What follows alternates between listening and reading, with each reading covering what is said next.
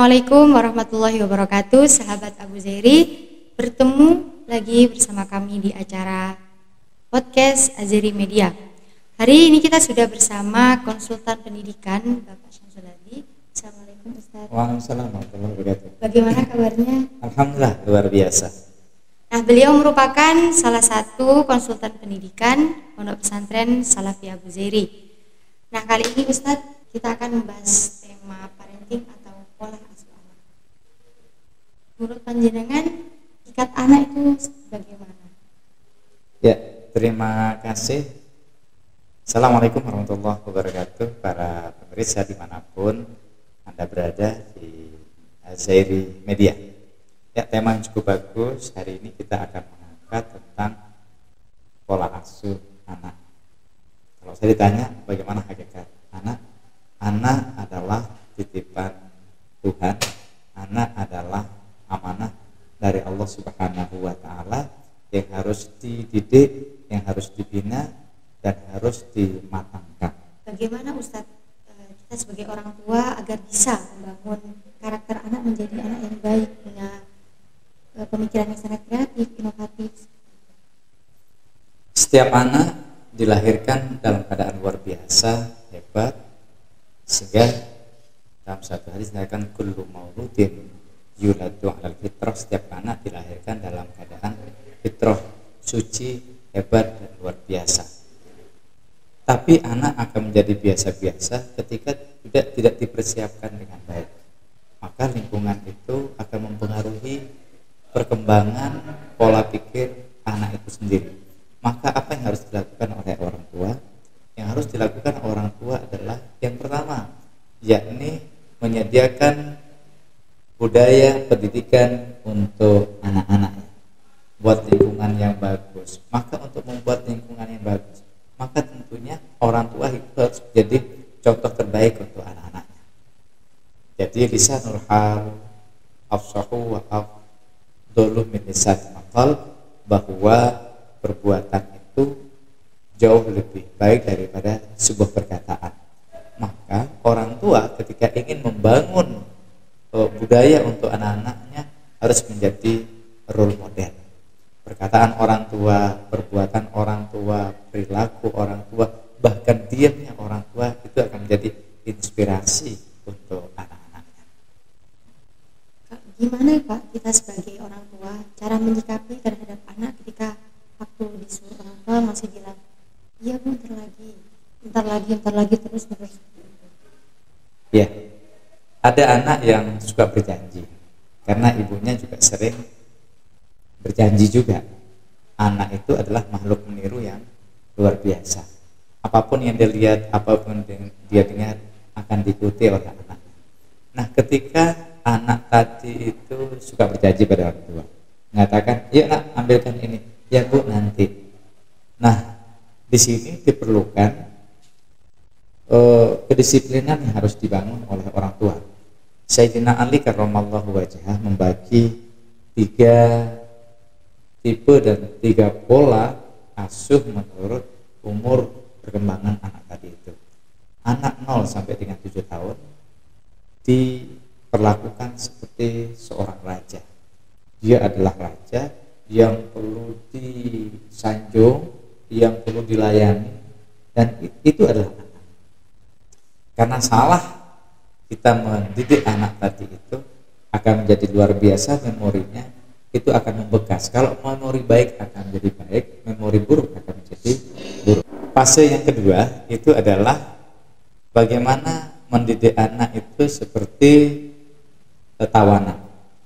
Kita paham dan tahu konsep Islam tentang tawanan itu adalah tawanan tadi itu dia diikat, memang dimasukkan ke dalam sebuah penjara, tapi dia juga diberi kebebasan kapan dia keluar dan kapan waktu dia masuk.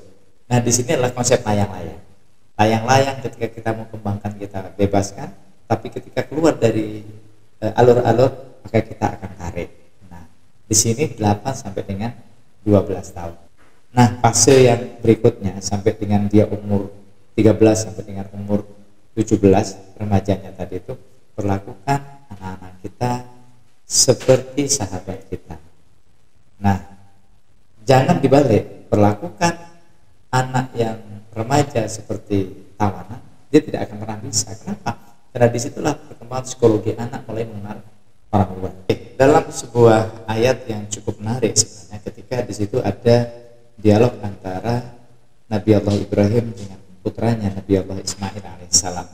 Dalam satu ayat yang mengatakan, A'udzubillahi minasyaitonirrajim, falamma balaghas sa'ya qala inni ara fil manam anni azbahuka fanzur madza tara qala ya abati al ma tu'mar satajiduni insyaallah minas sabirin. Ketika Nabi Allah Ibrahim berdialog sama dengan Nabi Allah Ismail yang menceritakan bahwa tadi malam aku bermimpi, aku disuruh menyembelihmu.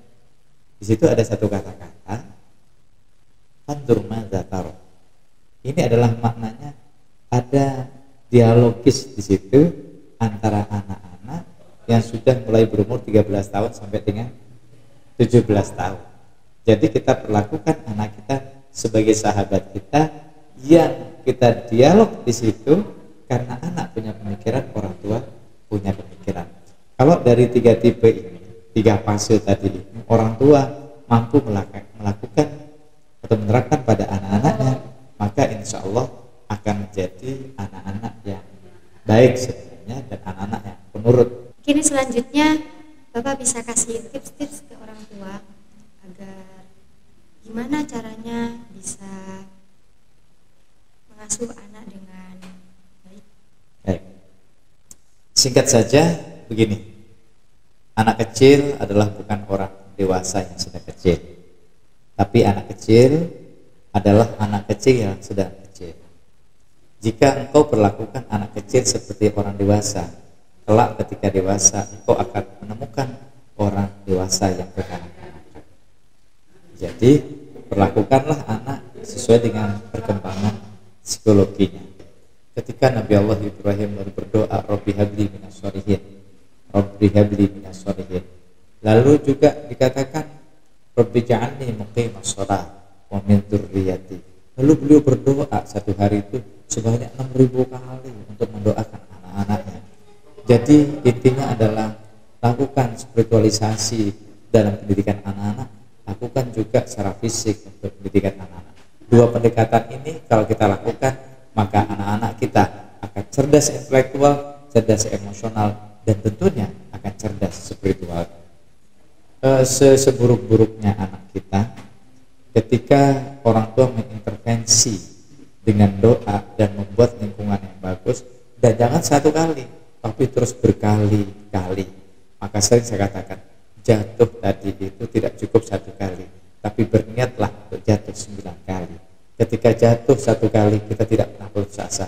2 kali, keempat, 3 kali, 4 kali, 5 kali, 6 kali, bahkan semakin banyak jatuh, semakin dia bergembira sampai dengan dia mengharapkan kapan saya akan jatuh yang ke-9 kalinya.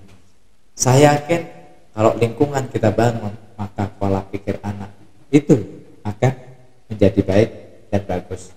Dan setiap anak punya potensi untuk menjadi orang baik, karena ketika ditanya saat itu mengatakan alastu birabbikum, mereka menjawab qalu bala. Maka di sini sesungguhnya sudah ada potensi spiritual yang potensi untuk nurut anak-anak tadi itu. Fa abawahu yuhawidanihi au yunasironihi au yumajjisanihi. Orang tua sebenarnya yang bikin anak itu baik, buruk, masuk ke Yahudi, Nasrani, Majusi, semua tergantung pada orang tua. Nah sekarang letakkan fondasi agama yang baik pada anak, buatkan lingkungan yang baik, maka Anda akan menemukan anak-anak yang soleh, anak-anak yang hebat, dan anak